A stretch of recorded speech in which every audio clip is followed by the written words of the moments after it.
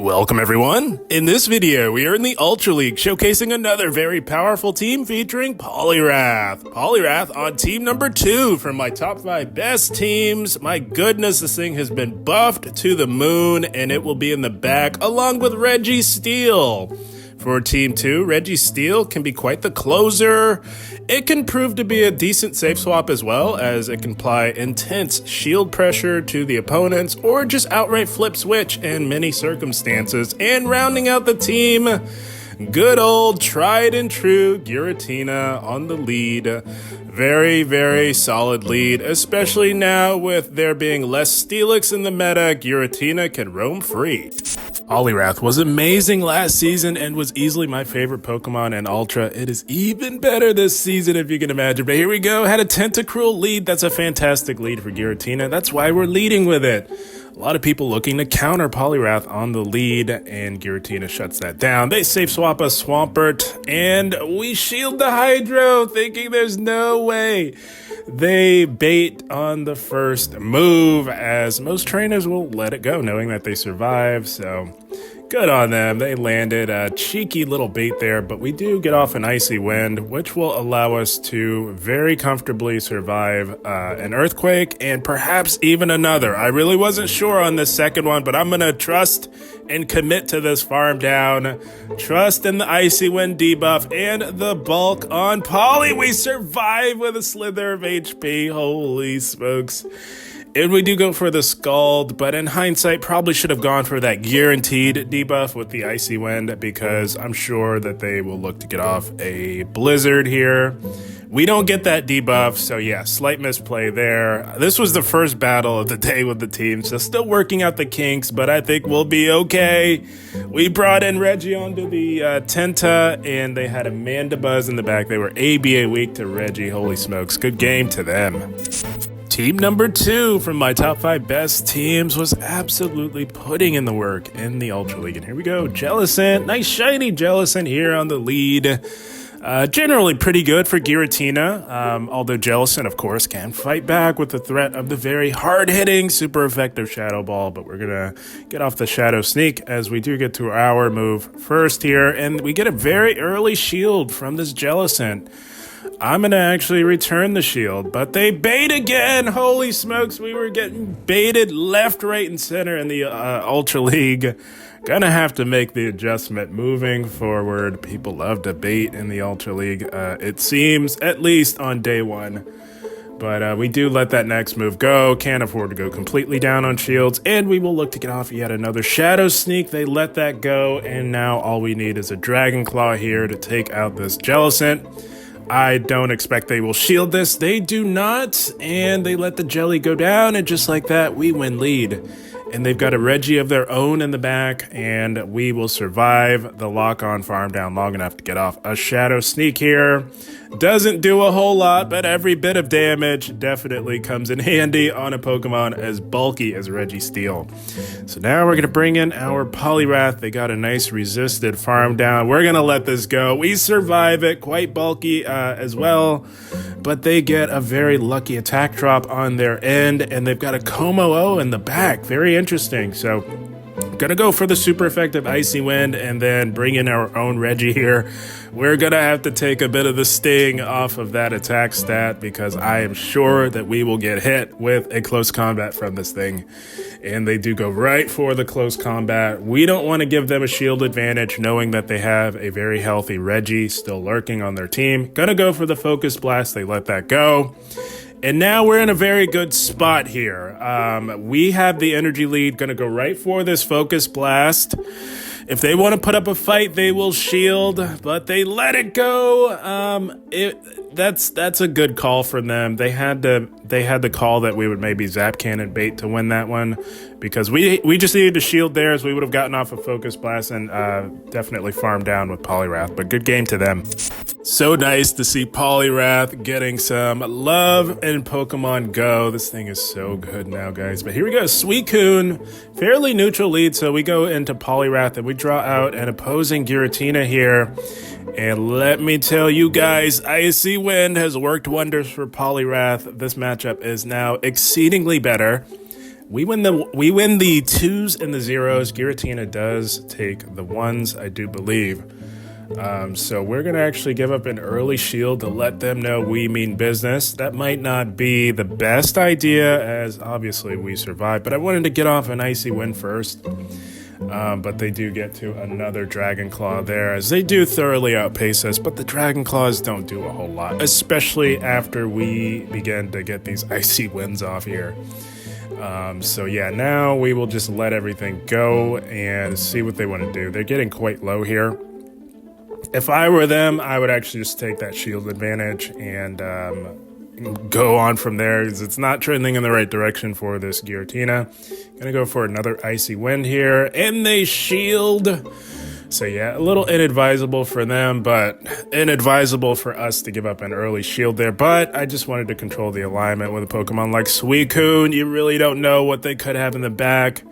And Suicune, by the way, also very much improved with the buffed Scald being added to its move pool. They do finally cut the losses and let the Giratina go down, and they come in to get a resisted farm with Skeledirge, also now buffed with the Incinerate update for Season 17 here. Gonna shield this. Could very well be a Shadow Ball, and that's a good shield there. That would have hit us pretty hard. They pivot back into the Suicune, and we had an answer to this thing in the back, coming in the form of Registeel. But Suicune, with the buffed Scald now, can put up a fight up against Reggie, especially if they have a shield, but it's still very, very good for Reggie. But if they start getting some very clutch attack drops from the Scald, it could get a little dicey, and they do get one there. But we have the potential to get attack drops as well, and we get one right back on them, grabbing a shield. That was very interesting. So maybe a misplay by them. What I would have done if I were them was let Suicune take that Zap Cannon, keep the shield for Skeledirge, and look to put in work there. But they are fully invested in this Suicune. That does not KO. We go back into our Giratina, and we're going to rip off this Shadow Sneak here, as they do meet us with the Skeledirge here. And this is looking pretty good from here, guys. They're going to land a Shadow Ball, but we will definitely survive a Shadow Ball from this Skeledirge here. And they will not make it to another move in time, as these super effective Shadow Claws just shred. And we've got two moves. We only need one for this Suicune here. Valiant effort. We're saying bye-bye nonetheless. I'm telling you guys, Team 2 from my top 5 best teams. Absolutely amazing. Good game to them. Yeah, guys, if you have access to all 3 of these Pokemon, I would highly recommend Team number 2 from my top 5 best teams. But here we go. Cresselia. This is pretty good. We win the 2s and the 0s. They can win the 1s. So, yeah, I would want to take this thing out. I really don't want to risk it finding its way to my Poliwrath. So we'll see. We'll see at this point in the battle. I'm just going to feel them out, see what they give us here. Going to let the first one go. It's a Future Sight. I had a sneaking suspicion that they were going to go Future Sight because they farmed well past it. If they're running Future Sight, there is no circumstance on even energy and even shields that Cresselia wins that. And they do safe swap into a Swampert. A lot of Swampert safe swaps. Guys, there's no grass. There's very little grass, but still very risky safe swapping a Swampert. We let the Earthquake go. We don't really need to win switch here. We just need to get the Swampert low here. That's the plan. Gonna let them take us out. Cut the losses, unfortunately, knowing that they have a healthy crest. Poliwrath is not going to do a whole lot there. So we do come back in with Giratina, farm down the Swampert, get ahead on energy, and then come back in with the Cresselia. So that means something in the back is weak to a Giratina. We're about even on health. Gonna go for another Shadow Sneak. We landed the second Shadow Sneak. They let that go. Gonna be interesting to see what they do. They shield, so now it's time to pivot. They're absolutely weak to a Giratina in the back. It's a Jellicent running Bubble. That's what was hiding from Giratina in the back. Jellicent with Bubble is significantly worse against the Giratina. And unfortunately, there's just not a whole lot they can do. We've got a Reggie lurking, my friends. This is the power of team number 2 in the Ultra League. It puts in the work. A lot of teams are not ready for the onslaught of team 2 here, guys. And we call a bait to add insult to injury. They had been baiting me all night, all evening. So I said, I'm not falling for this nonsense again. And we do shield there, making all the right calls. You'll love to see it. They have no more shields. We do big damage with the Zap Cannon. Reggie is absolutely popping off here against this team. And I think we can safely shield this here. This is going to be the hardest hitting move remaining. They do go right for the Hail Mary Shadow Ball. They pivot back into the Cresselia. Gonna hit this with a Zap Cannon. And we say bye-bye to the Crest, and now we can just Shadow Claw down the Bubble Jellicent, their energy dry, and yeah. Team 2 make quick work of the opponent's team there, but good game, well played to them nonetheless. And in case you're wondering, guys, this team's so balanced and flexible, you can lead with any of these 3 Pokemon. And here we go. Poliwrath lead. This is okay, as I mentioned. It's a lot closer than it once was in the past, with the addition of Icy Wind, of course. But we're going to stay in here a little bit. We would love to dodge this opposing Poliwrath with dodge it with our Registeel. We don't want this thing anywhere near it. So we let the first Icy Wind go, and then we pivot into our own Poliwrath to mirror here. I just wanted to get a nice health advantage, let them dump some energy, and they're gonna go for an Icy Wind debuff, and they pivot into a Tapu Fini. So if they were gonna do that, they probably should have just held on to the energy, to be honest, but that's okay. That works to our advantage, and we get an attack drop from a Resisted Scald. That's generally the way you'll want to go. Gonna do the most raw damage, but we're in a tricky spot. We've got to kind of employ some tactical maneuvering here. I don't want to let Poliwrath go down because I'm concerned that they have either a Charizard or a Talonflame in the back.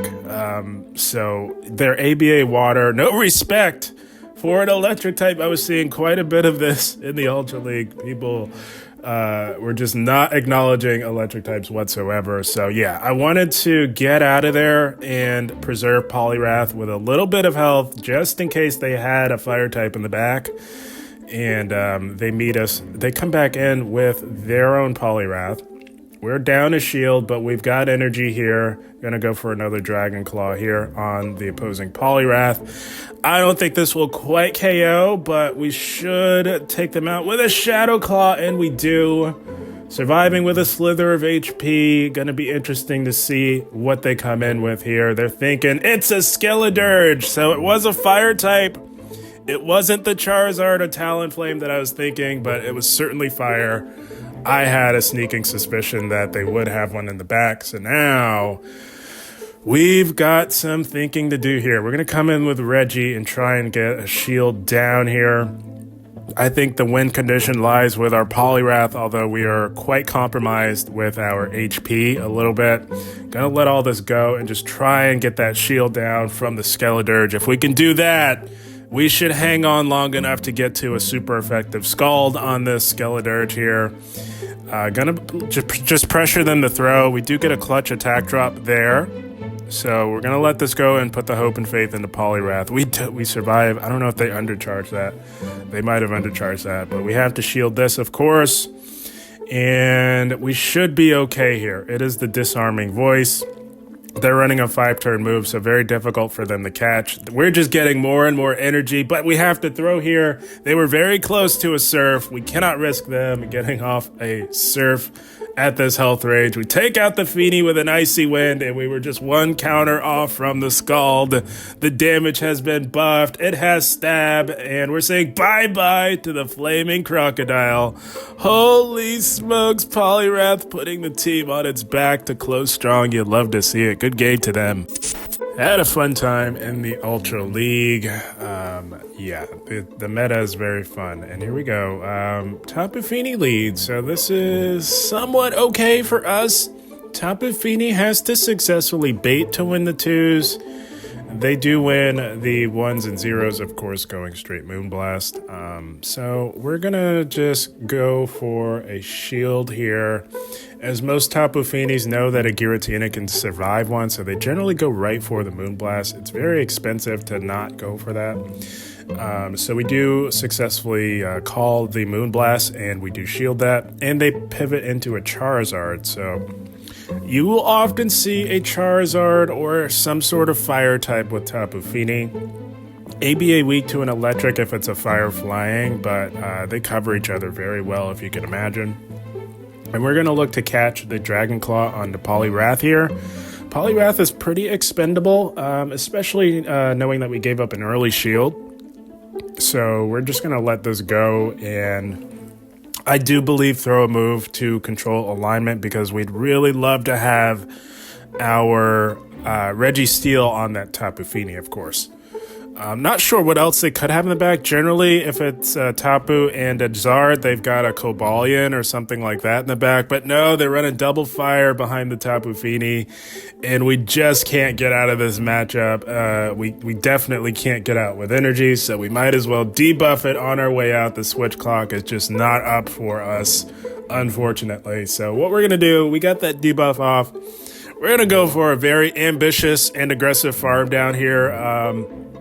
With moves so expensive on Reggie, you often just want to commit to that farm down, especially knowing that we got the Icy Wind debuff.